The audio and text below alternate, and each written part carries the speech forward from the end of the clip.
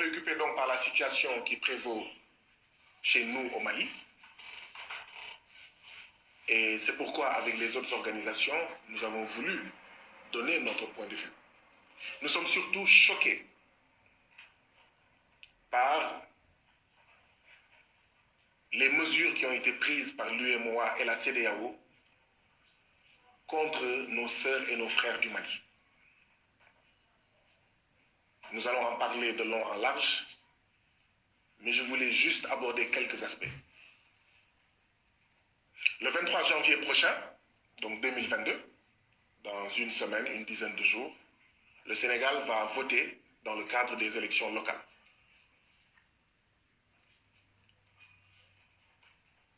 Les conseillers municipaux, les maires, qui vont donc finir leur mandat ce 23 janvier 2022, ils ont été élus en 2014, le 29 juin 2014.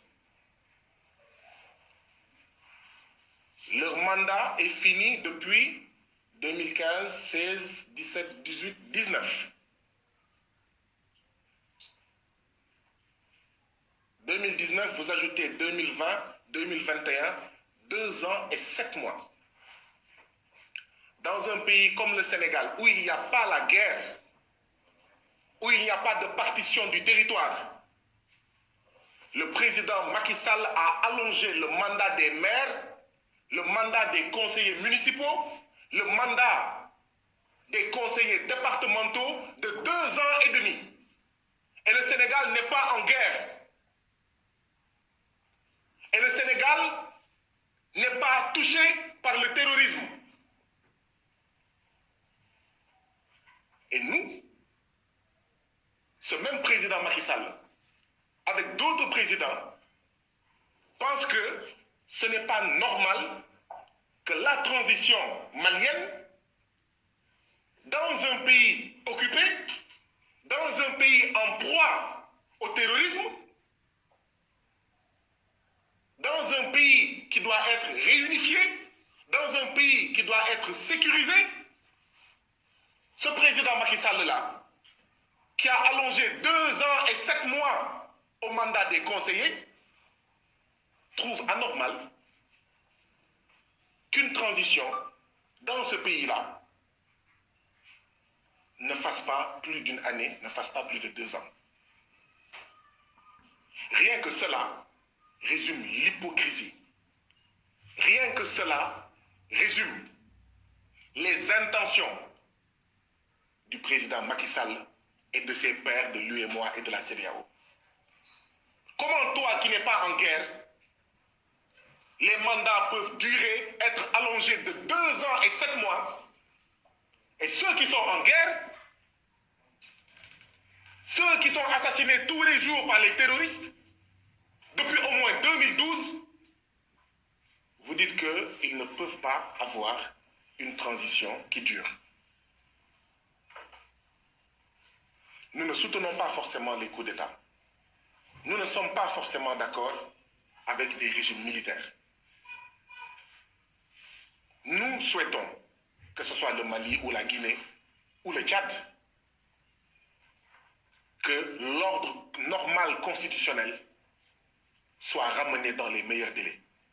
Mais même les enfants qui ne sont pas encore nés savent qu'au Mali, il y a une situation exceptionnelle. Au Sénégal, nous sommes dans un pays où le président de la République a fermé les mosquées et les églises à cause du coronavirus. Et ce même président ne peut pas accepter que l'ordre normal soit mis entre parenthèses pendant une durée, le temps que certaines conditions soient réunies. À cause d'un péril sanitaire, on a empêché aux Sénégalais d'aller à la mosquée ou à l'église. Au Mali, il y a un péril sécuritaire, il y a un péril terroriste. Voilà.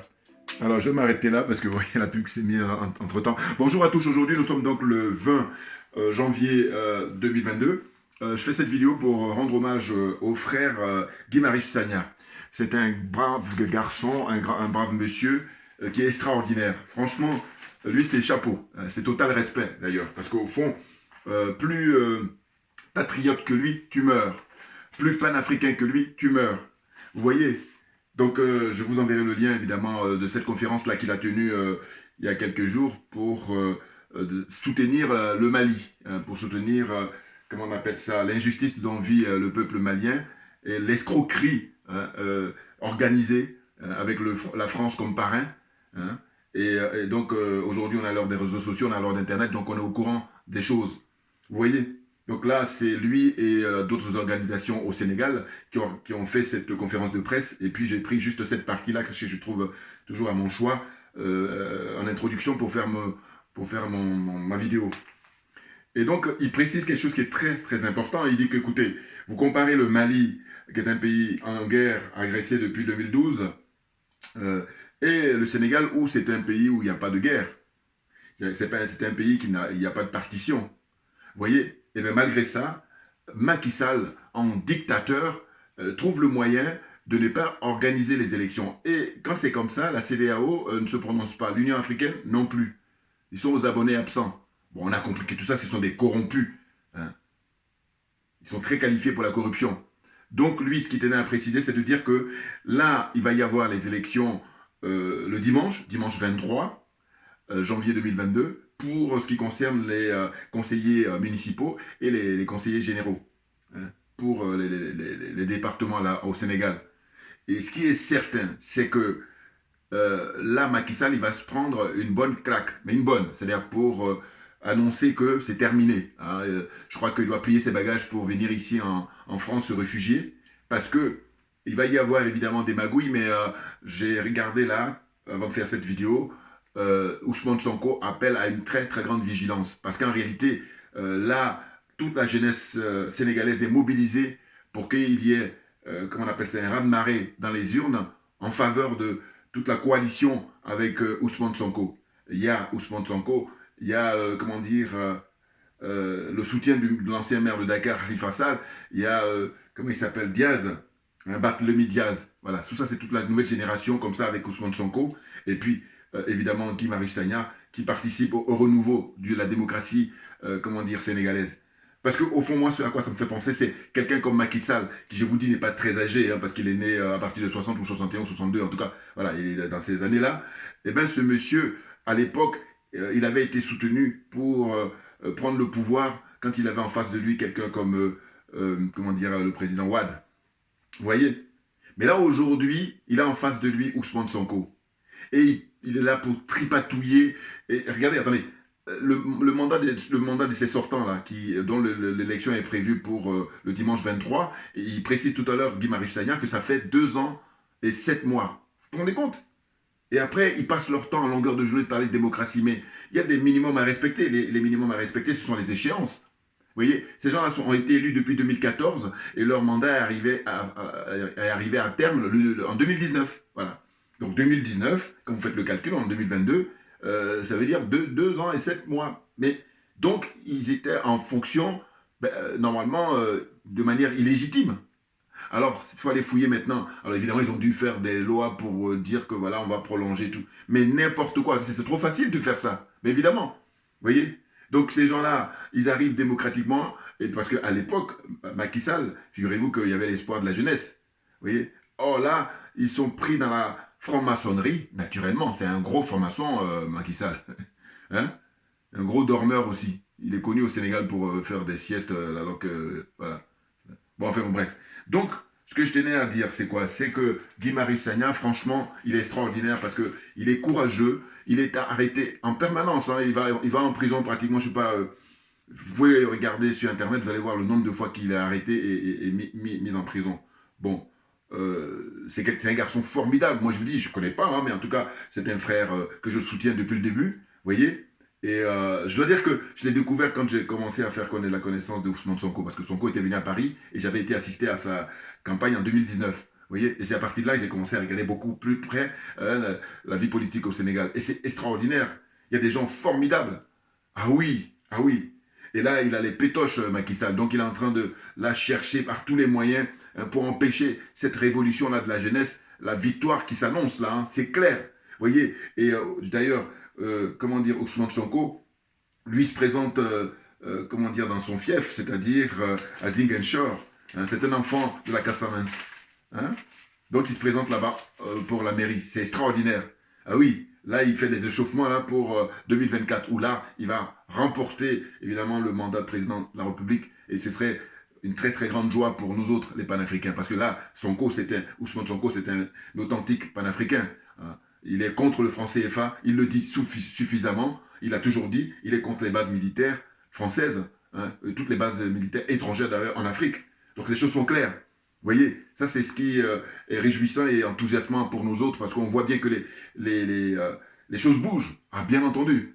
Vous voyez, donc il a battu campagne pendant des semaines là, et puis on a remarqué que à chaque fois il y avait des problèmes, parce que Macky Sall évidemment, qui est étranger à la démocratie, qui est un dictateur, un peu comme ses pères ou ses confrères, ou comment dire, ses homologues de tous les pays, la zone française, enfin zone des aliénés, zone des complexés, zone des corrompus, et pas seulement, il y a aussi, comment on appelle ça, la CEDEAO, hein, qui est en ligne de course aussi, et puis même l'Union africaine.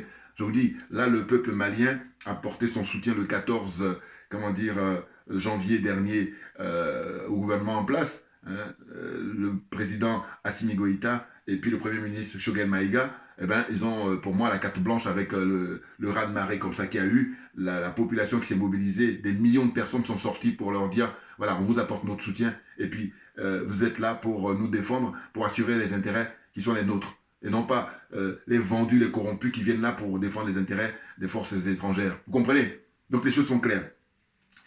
Donc, ce qu'on note aussi, c'est qu'il y a un fichier électoral fantôme, vous voyez, c'est-à-dire qu'en fait, Macky Sall, dans les tripatouillages, il fait de manière à ce que il y a une volonté manifeste de ne pas inscrire, par exemple, la plupart des primo-votants. C'est-à-dire que les jeunes là, qui viennent avoir l'âge de voter au Sénégal, eh ben, tout est fait pour les mettre à part.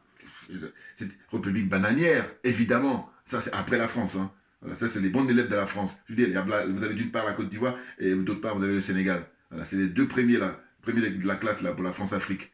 Vous voyez? Donc ça donne ça. Sans compter les rétentions de cartes d'électeurs. Voilà. On retient les cartes d'électeurs des gens dès lors qu'on sait qu'ils ne vont pas voter pour Macky Sall et compagnie. Vous voyez? Ça a été noté ça aussi pareil partout dans tout le Sénégal. Hein. Voilà. Il faudrait absolument surveiller hein, auprès de tout, enfin, en fait, surveiller tout le processus électoral hein, et exiger plus de transparence. Mais bien entendu, parce que normalement, si justement Macky Sall, il joue le jeu, voilà, c'est-à-dire qu'il fait preuve là d'honnêteté pour laisser les Sénégalais s'exprimer librement de manière à ce que le meilleur gagne, mais il n'a aucune chance. C'est clair. Ah oui, parce que c'est une grosse déception. L'humiliation de ce gars-là. Je vous dis, moi, je me souviens encore, je me rappelle, il était venu ici carrément tenir un conseil de ministre, alors que nous sommes au XXIe siècle. Il est venu faire un conseil de ministre ici, en France, à Paris, à l'Élysée.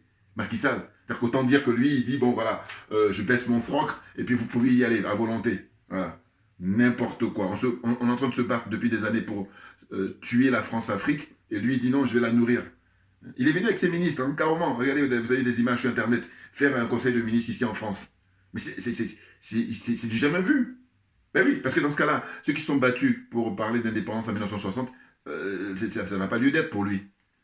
Ah, c'est incroyable, hein. Là, il faut un concours sur la zone CFA, là. Hein. Concours de qui est-ce qui va être le plus aliéné, qui est-ce qui va être le plus complexé, et qui est-ce qui va être le plus corrompu. Voilà, ils sont dans cette démarche-là. Donc, il y a eu la caravane Sonko qui a été gazée à mêmes occasions. Voilà. Donc, là, ils sont très courageux. Que ce soit, comment dire, le frère Guy-Marius Sagna, que ce soit Ousmane Sonko, Barthélémy Diaz, ils sont harcelés. C'est incroyable. N'en parlons même pas de Khalifa Sall, qui, en tant que maire, il a été la première victime hein, de comment dire, ce voyou de, comment dire, c'est des voyous, c'est rien d'autre. Bah oui, ils ne respectent pas les règles. Macky Sall, c'est une chose là, Khalifa Sall est la première victime. Parce qu'il était maire de Dakar, et puis là, il a eu à reprocher des choses et tout ça. Alors que moi, à l'époque, quand ça s'était passé, je me suis dit quoi? Je me suis dit, bah, écoutez, moi c'est simple, hein, comme je dis toujours, ma religion c'est la vérité et la justice. Je me suis dit, bah, écoutez, on va essayer de vérifier pour savoir, avant que Khalifa Sall devienne maire, comment ça se passait au niveau des pratiques. Ah oui, non parce que en fait, on est dans une situation où, paraît-il qu'à l'époque, lui, il a juste fait ce que les autres ont toujours fait.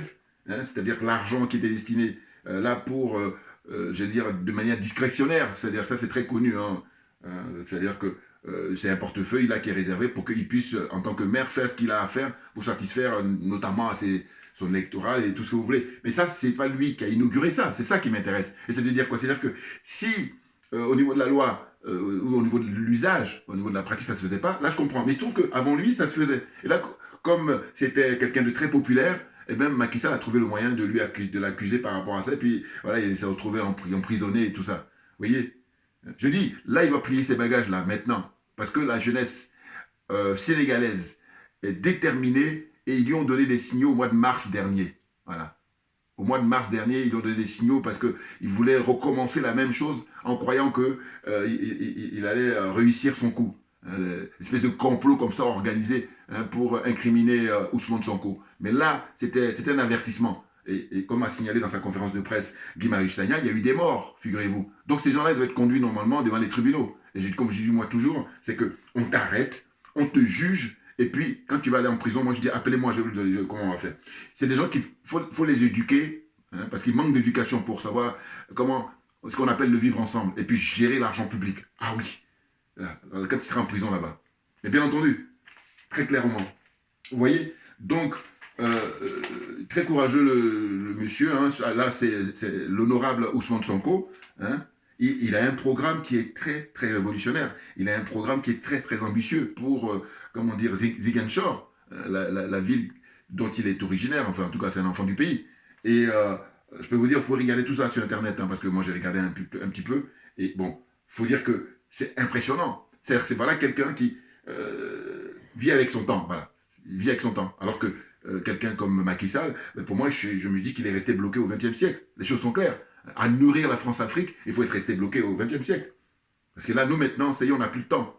On n'a plus de temps à perdre. Ah ben oui, parce qu'on a compris. Donc les choses sont claires.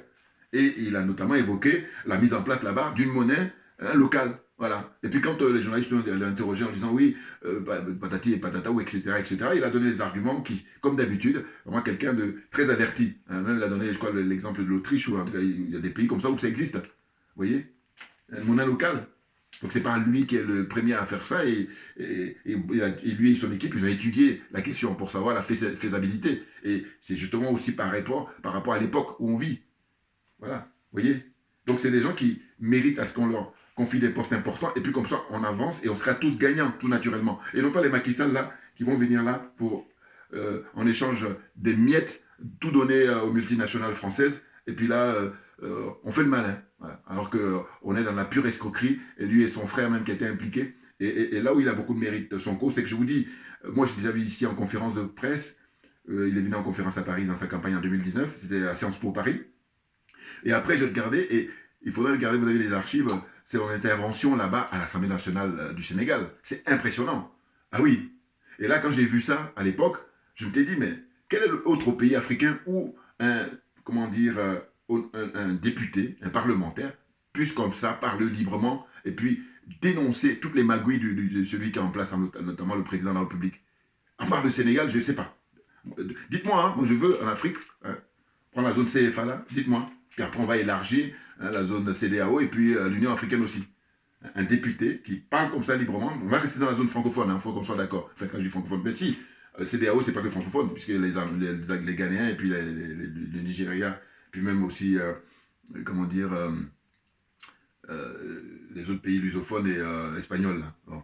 Tout ça, ils participent dans l'Union africaine. Donc, on va prendre des exemples partout pour dire que là, est-ce qu'il y a des députés qui parlent librement pour critiquer, dénoncer, mettre à nu tous les magouilles de celui qui est au pouvoir? Parce qu'il a écrit même des bouquins, je pense, à ce propos, où il parle de tous les contrats bidons là, pour l'exploitation du gaz et du pétrole au Sénégal. Comprenez? Donc, par la suite, on est à, comment dire, 5 mois des législatives. Parce qu'il va y avoir, là, c'est l'élection des maires et des conseillers généraux, mais après, dans 5 mois, il va y avoir les législatives. Donc c'est très très intéressant. Là, on rentre dans une période électorale au Sénégal, là, c'est très important.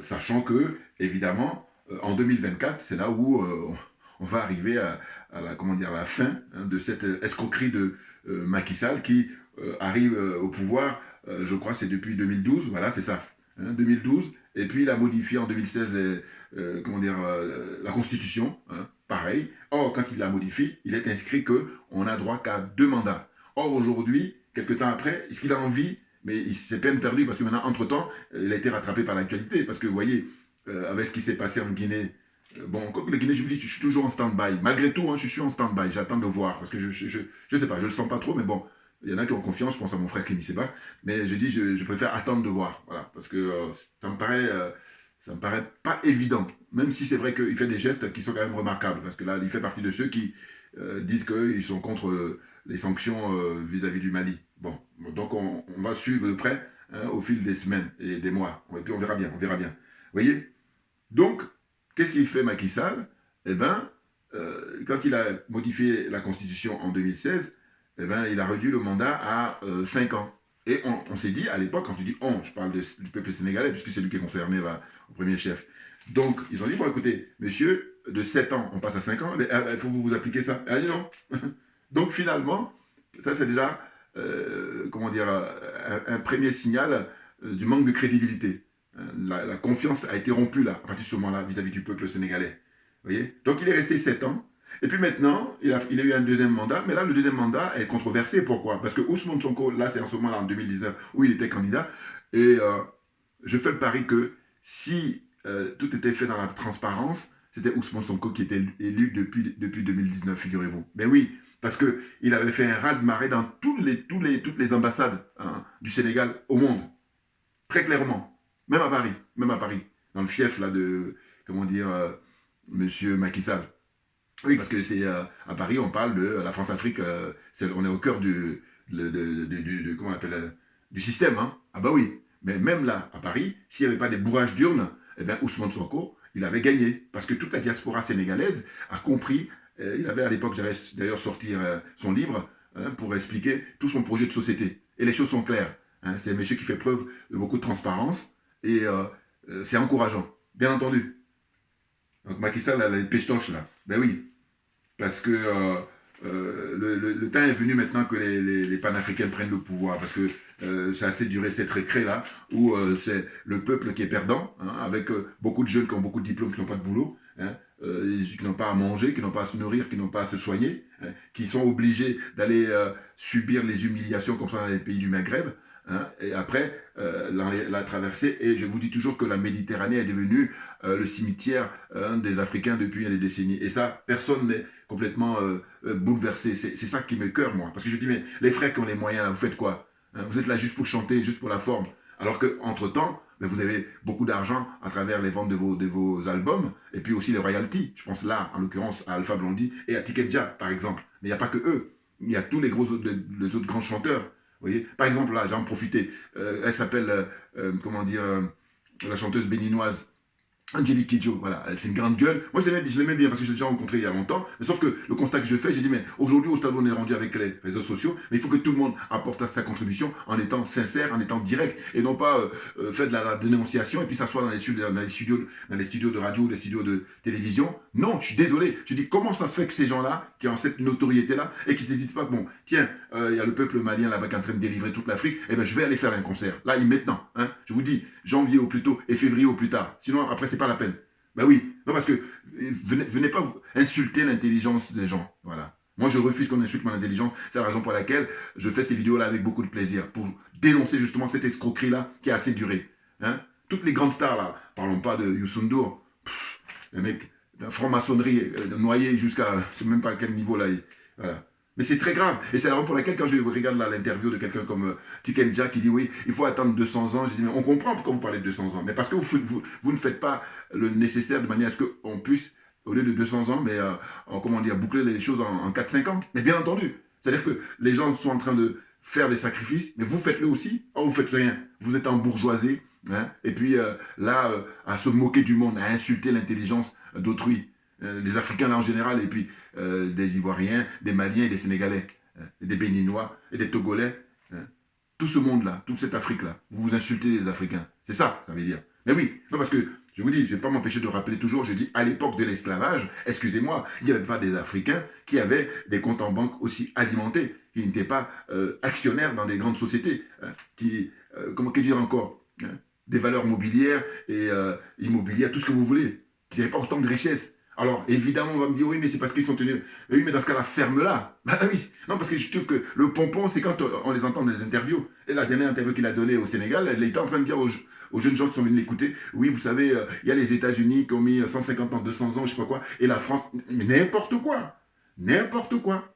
C'est vraiment un manque de sincérité, c'est de l'hypocrisie, hein, la lâcheté voilà, qui les caractérise. Les choses sont claires. Et bien entendu, ce que je dis là, ça découle du bon sens. Et puis dans l'honnêteté intellectuelle, c'est tout. Il n'y a pas autre chose, hein. Franchement. Donc vous voyez, alors je rappelle que par exemple lors des présidentielles en 2019, eh ben, dans la région de Ziguinchor où se présente Ousmane Sonko, ben, le score c'était quoi? Le score c'était Ousmane Sonko a réalisé 57,25%, sachant que c'était toujours dirigé par Macky Sall. Mais malgré tout, il arrive là-bas avec 57,25% quand Macky Sall, lui, récolte que 38,72%. Vous voyez, il y a une différence importante là, 57,25 et 38,72. C'est clair. Donc ça veut dire que normalement, s'il y a de la transparence, si il n'y a pas de bourrage d'urne, s'il n'y a pas de tripatouillage, mais il va être élu haut les mains là-bas chez lui, Ousmane Sonko. Bien entendu. Bien entendu. Et puis, les autres aussi, je pense à Barthélémy Diaz, parce qu'il brigue le mandat à la mairie de Dakar, hein, avec le soutien de Khalifa Sall, justement. Et puis, il y a le renfort hein, de Guy Marius Sagna. Guy Marius Sagna, moi, je souhaite justement que, à terme, il ait des mandats, lui. Mais oui, parce que c'est un garçon formidable, extraordinaire, hein, qui, avec son, comment on appelle ça, son mouvement, son association, enfin, son mouvement qu'il a créé, qui s'appelle Frappe, et avec le slogan France dégage. Et là, voilà, il annonce la couleur. Hein. Très clairement, pas d'ambiguïté. Hein. Non, très courageux, parce que, je dis, je ne sais pas, à part lui, je n'ai pas encore vu un militant politique comme ça être arrêté au Sénégal, peut-être même, j'allais dire, tous les autres pays africains. Il a été arrêté en l'espace de, je sais pas, vous prenez les 10 dernières années, mais on l'arrête, et quand il sort, il peut faire, comment on appelle ça, profil bas, mais non, parce que c'est un homme digne, c'est un homme intègre, et c'est la raison pour laquelle il lâche pas l'affaire, et il remonte encore, et il est maintenant très connu au Sénégal, hein, et puis même à travers toute l'Afrique, pour ceux qui sont des panafricains avisés et avertis, qui s'intéressent au sujet. Vous voyez? Donc moi, je dis un gars comme ça, quand je le vois, je dis total respect, frère, total respect. Parce que franchement, ça m'épate. Voilà, le courage, la témérité dont il fait preuve depuis des années. Hein, vous voyez, et le fait même de le mettre en prison, et quand il sort, eh ben, il donne encore plus d'énergie. C'est extraordinaire. Donc des gens comme ça, il n'y en a pas beaucoup. C'est pour ça qu'il faut les protéger tout naturellement. Parce qu'il a une énergie hein, qui est son génie, qui est très très fort. Hein, c'est ça qui le distingue. Vous voyez, et donc moi je souhaite vivement qu'il ait un mandat, lui. Un mandat de maire, un mandat de député, hein, par exemple. Et puis aussi, à terme, à l'avenir, pouvoir briguer la présidence naturellement. Ben oui, parce que c'est un citoyen qui est un vrai patriote, qui vraiment se bat nuit et jour pour défendre les intérêts du Sénégal, et du peuple, là en particulier. Vous comprenez?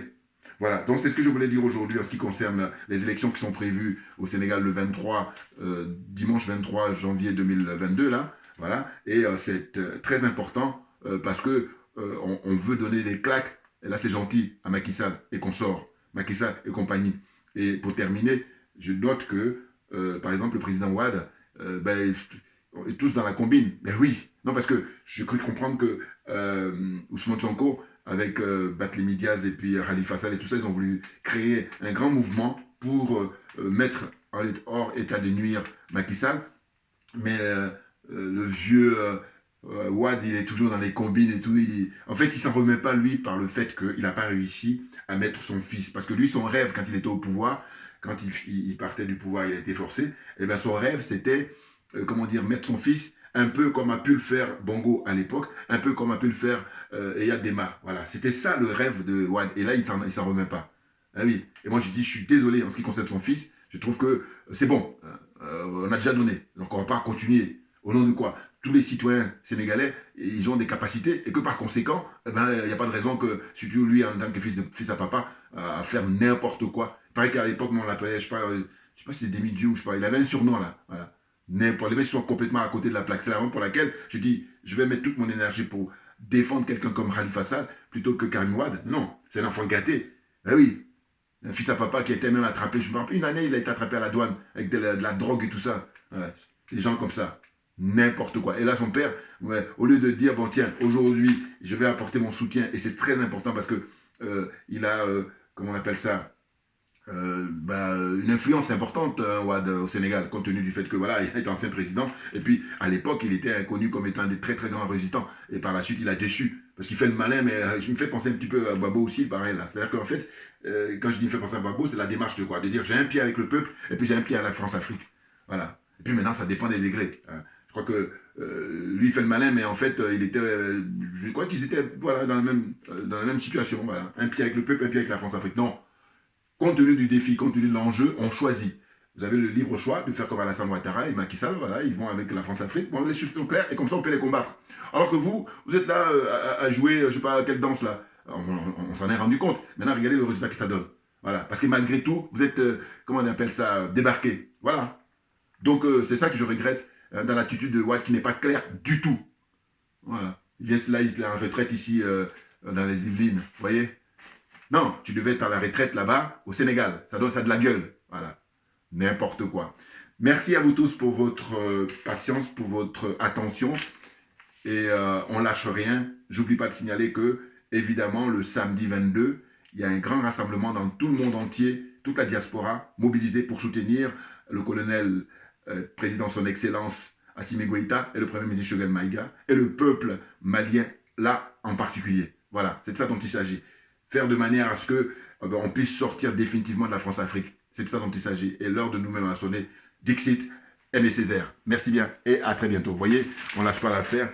Et comme je dis toujours, voilà, on est au taquet là. Voilà, ça il faut le montrer. C'est hyper important. Vous voyez, voilà, on est au taquet. C'est clair.